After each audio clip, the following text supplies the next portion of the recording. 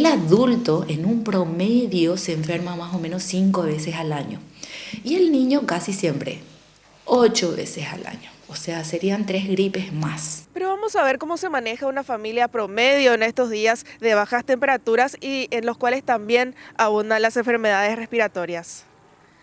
Buen día. ¿Qué tal?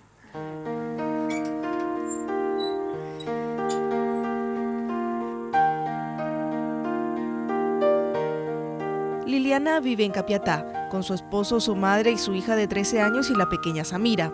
Precisamente su primera lucha del día es lograr abrigarlas para salir de la casa. Y generalmente la de 13 años está en la adolescencia y no se quieren abrigar cuando se va al colegio, ya entra a la mañana y siempre le estoy vigilando que se abrigue, justamente para no enfermarse.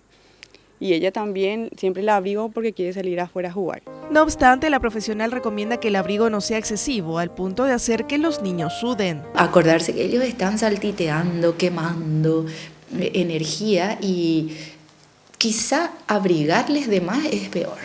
Porque dentro de sus ropas están muy sudados, muy acalorados, están transpirados y con los frescos vientos se secan por el cuerpo. Entonces de repente ahí es más fácil inclusive enfermarse.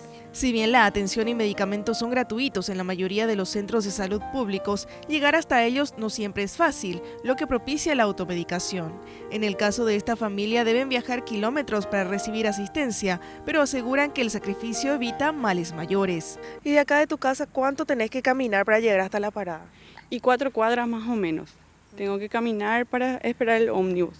Y de aquí a 3,5 kilómetros más o menos está el centro de salud. Por eso es que tengo que tomar el bus para ir. ¿Y cuando llueve o es de noche? Igual, tengo que ver la forma, pero sí o sí tengo que llevarle. Ajá. Porque después se agrava si no le llevo enseguida. ¿Y tampoco le das cualquier medicamento? No, cualquier medicamento no. Como medida preventiva, la abuela de la casa fomenta en la familia el consumo de cítricos ricos en vitamina C, que contribuye a la respuesta inmunológica. Tomábamos mucho jugo de pomelo. Gracias a Dios que teníamos acá 2 plantas y no desperdiciamos casi nada. Y ahora tenemos 2 plantas de limones que estamos aprovechando también. ¿Abundante de vitamina C? Sí, mediante eso que por lo menos no me agarró la gripe todavía, ahora al menos. La medida es totalmente aprobada por la neumóloga, quien además afirma que también es importante el consumo de alimentos ricos en proteínas que favorecen a las defensas. La proteína es animal, casi siempre es huevo, carne, pollo, moderadamente leche, legumbres, porotos, lentejas, que si ustedes se acuerdan, es un poco la alimentación de antes.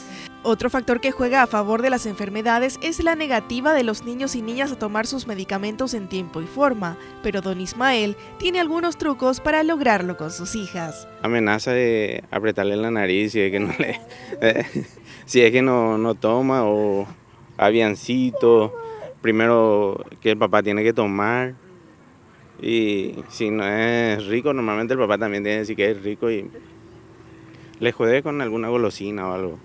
¿Algún incentivo? Claro. A las medidas preventivas también se suman el lavado constante de las manos y el uso de alcohol en gel para contrarrestar el contacto con superficies contaminadas, evitar sitios cerrados de mucha concurrencia, utilizar tapabocas en caso de enfermedad y sobre todo guardar el reposo debido. Que la enfermedad se transmite fundamentalmente por el aire a raíz de gotitas en forma de aerosoles que se necesita más o menos un contacto de medio metro para que uno se enferme. Por eso es que el chiquito generalmente trae de la escuela al microbio y toda la familia está enferma detrás.